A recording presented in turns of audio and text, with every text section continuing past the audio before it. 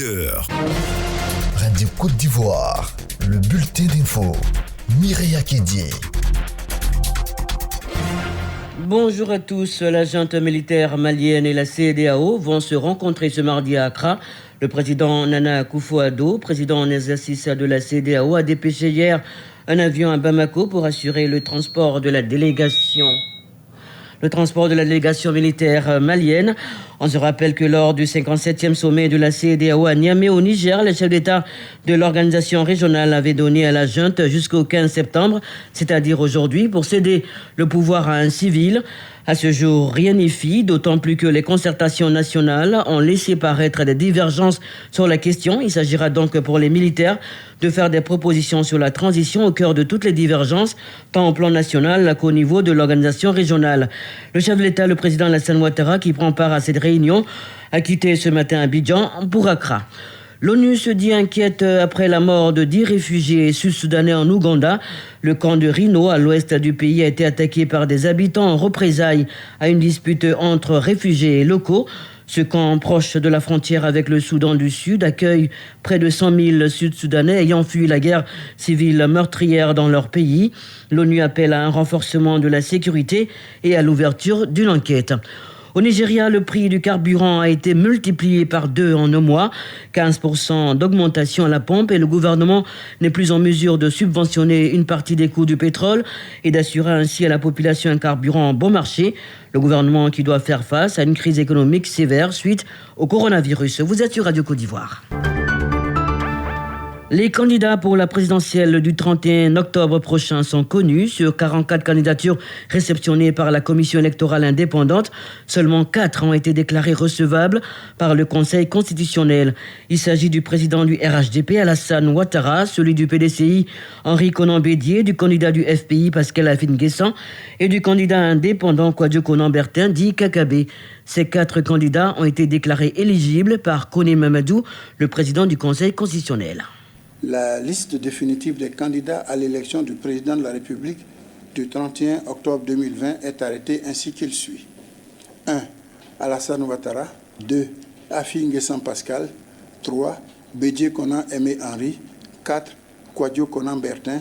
La présente décision sera publiée au journal officiel de la République de Côte d'Ivoire. Koné Mamadou, le président du Conseil constitutionnel. L'actualité chez nous reste également marquée par la rentrée scolaire 2020-2021. Depuis hier, les élèves ont repris le chemin des classes dans un contexte très particulier, la crise sanitaire liée à la pandémie du coronavirus, d'où le respect des gestes barrières dans tous les établissements. Cette année, c'est à partir du lycée moderne de Bongouanou que la ministre de l'Éducation nationale a procédé au lancement officiel de cette rentrée placée sous le thème « Ensemble pour une école résiliente et compétitive ». Quelle était l'ambiance du premier jour de classe à l'inspection de l'enseignement primaire de Yopougon-Selmer? La réponse avec Nadège Kofi. Il est 10h ce lundi matin lorsque nous franchissons le seuil du groupe scolaire FAMA, établissement privé situé au quartier millionnaire. Quelques enfants en tenue scolaire sont agrippés à leurs parents. D'autres, sûrement des anciens, saluent leurs enseignants timidement. Quelques parents d'élèves en file indienne attendent leur tour pour inscrire leurs enfants. Acré Simplice, directeur de l'école. On a commencé, même si c'est timide, on est encore dans les paperasses, le temps de ranger un peu les documents, recevoir quelques parents et remplir quelques formalités d'inscription. Donc, comme vous le constatez, pour le moment, on a commencé avec quelques élèves que nous avons déjà dans nos classes, un peu, jusqu'à la fin de semaine, ça sera bien. Même décor dans les 3 établissements que compte le groupe scolaire Groupement Foncier. Yeo Issouf, parent d'élèves, explique le choix de cette date pour inscrire ses enfants. C'est une habitude pour nous tous. Quand vous venez, les classes sont toujours fermées parce que tout le monde attend le jour J pour venir. Quant à Kwaku Laurent, il est là pour une autre raison. Je suis venu retirer les dossiers de mes enfants. L'année passée, il y avait trop de grèves. À quand donc le début effectif des cours? Le directeur du groupement foncier C a sa petite idée. Nyangoran Ben Félix. Je pense que vraiment les cours vont démarrer dans le début du mois d'octobre. Notons que ce premier jour de classe s'est fait dans le respect des mesures barrières. Autre lieu, même ambiance d'Ivo, les élèves et enseignants de la capitale du Lot-d'Ivoire ont effectivement repris le chemin de l'école.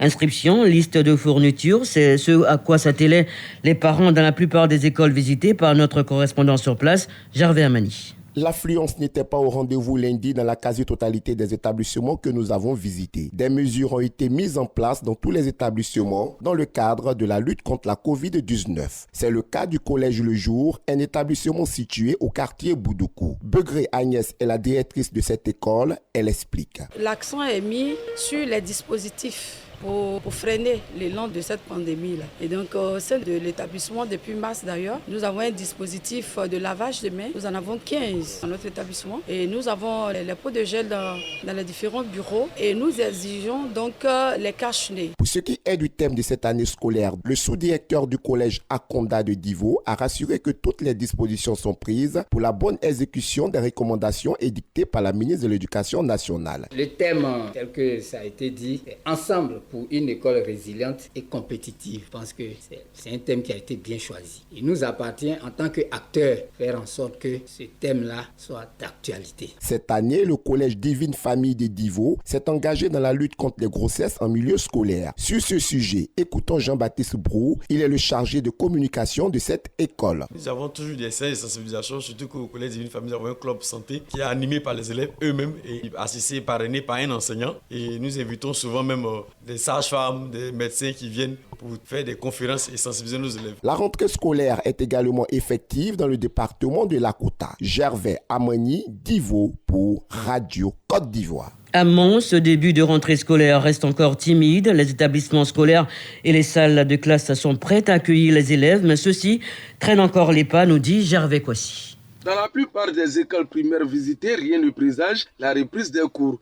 Dans les collèges et lycées, l'heure est toujours aux inscriptions du côté des élèves quand les professeurs et personnels administratifs s'activent lors des réunions à établir le chronogramme académique. Les quelques élèves du secondaire aperçus sont ceux des classes de 6e pressés d'arborer leur nouvelle tenue scolaire. Beaucoup Ismaël. Je fais 6e. Je suis content d'être venu à l'école. Mon kaki est joli.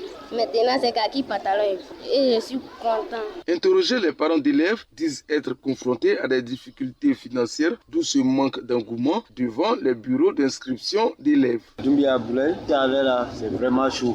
Il n'y a pas d'argent actuellement. Outre le manque de ressources financières, il faut ajouter l'environnement politique. Question sévère. Le peu d'argent qu'on a chez nous, on préfère garder ça. École, on va voir ça après. On ne sait pas ce qui va se passer. Faites là affaire de politique. Le directeur régional de l'éducation nationale, de l'enseignement technique et de la formation professionnelle du Mans invite les parents et les élèves à faire le nécessaire pour une reprise effective des cours. Kwaku Kra. Ils ont eu un temps de repos, un temps de vacances, et les vacances sont terminées.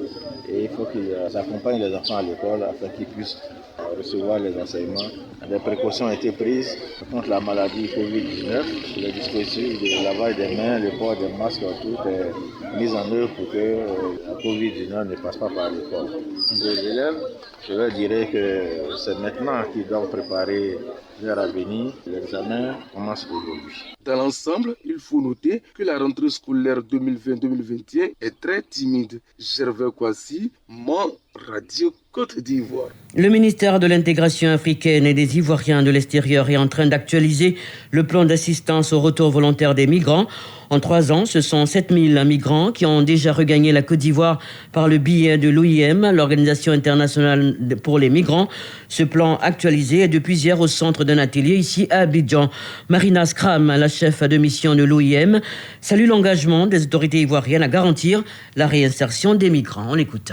Le plan de réintégration est une étape importante vers la durabilité de ce mécanisme que nous sommes en train de développer avec le gouvernement et les partenaires, puisque l'atelier a été initié par le ministère de l'Intégration africaine et des Ivoiriens de l'extérieur afin de travailler et peaufiner sur le plan national de réintégration qui donc vise à définir et délimiter les rôles et les responsabilités des différentes agences du gouvernement dans la réintégration des migrants ivoiriens, puisqu'il s'agit de jeunes Ivoiriens qui sont partis et revenus, qui sont des Ivoiriens comme tous les Ivoiriens, et il est donc extrêmement important qu'une réponse soit holistique à leurs problèmes. L'atelier montre très très bien l'engagement fort qu'a pris la Côte d'Ivoire pour prendre en charge tous les aspects de la réintégration des Ivoiriens qui se sont trouvés en détresse et qui sont rentrés en Côte d'Ivoire.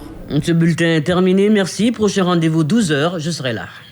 C'était le bulletin d'info présenté par Mireya Kédié.